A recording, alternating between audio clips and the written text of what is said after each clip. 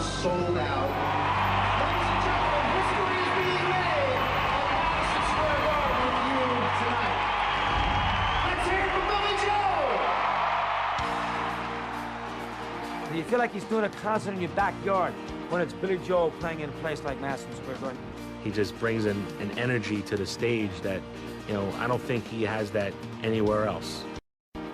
Madison Square Garden becomes like a big local club, you know, when Billy Joel is playing there. When Joel returned to the Garden in 2006, it had been 4 years since his last appearance. No one knew quite what to expect from the celebrated performer. He hasn't put out an album in 13 years. He hadn't toured on his own without Elton John in 5. There was this feeling that Billy Joel had kind of moved away from pop music.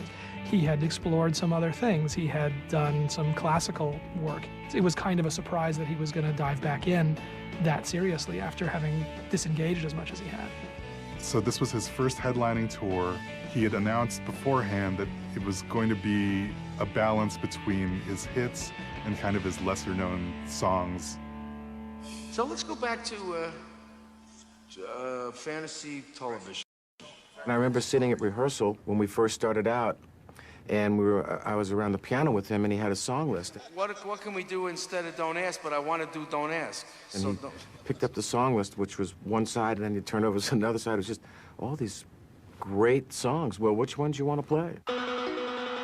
On January 23rd, 2006, Joel took the stage for the first night of what would become a record-breaking Garden run. From the moment he sat down, the Piano Man was an artist reborn.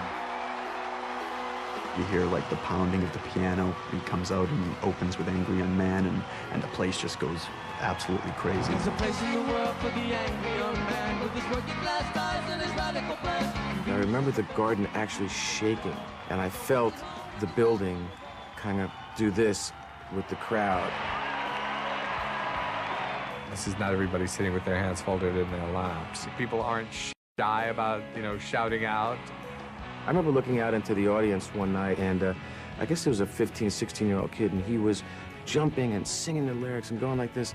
And there was a woman, probably about 65, 70, behind him, sitting down, going like this, trying to see as he was jumping up and down, but they were both singing the lyrics. 'Cause everybody loves you now.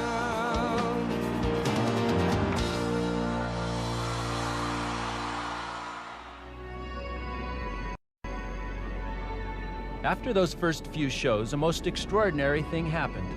The New York City crowd lifted Joel onto their shoulders and refused to put him down. You kept hearing, you know, on the radio, another show added, and another show added. 3 shows, and then there's a 4th, 5th, and 6th, and you're like, wow. And then you think that's going to be it. And then there's a 7th, and an 8th, and a 9th, and you don't know when it's going to top out. And all of a sudden, we're dancing with Bruce Springsteen's Madison Square Garden record. And they just kept adding shows. It became 11 and 12, and I'll tell you, I wasn't surprised that the 12 sold-out nights happened. I think he could do, honestly, 25 or 30.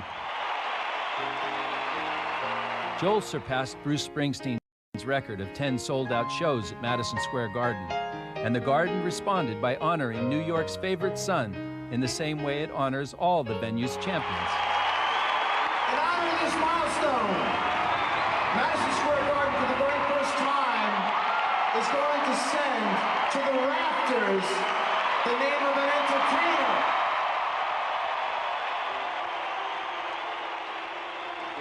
It was almost like, you know, fireworks and like a New Year's event.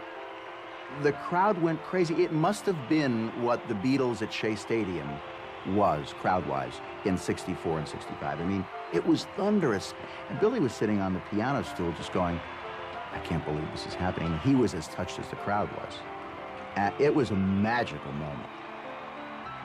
I got chills when I saw it, because I remember our first night there that we played back in the '70s, and wow, it is a piece of history. As long as that building is there, that banner will fly. Ever since I was a little boy, this place has had a magic to it, and worldwide it's known. You can go anywhere in the world and mention Madison Square Garden and people know about it. It's gratifying to be from New York and be able to do this here. And it's been a thrill for us. I'm as surprised as anyone that we were able to do these many shows. There really isn't a more perfect place for Billy to break all these records and do this big 12-run heroic thing than Madison Square Garden. When you think of New York City, you think of Billy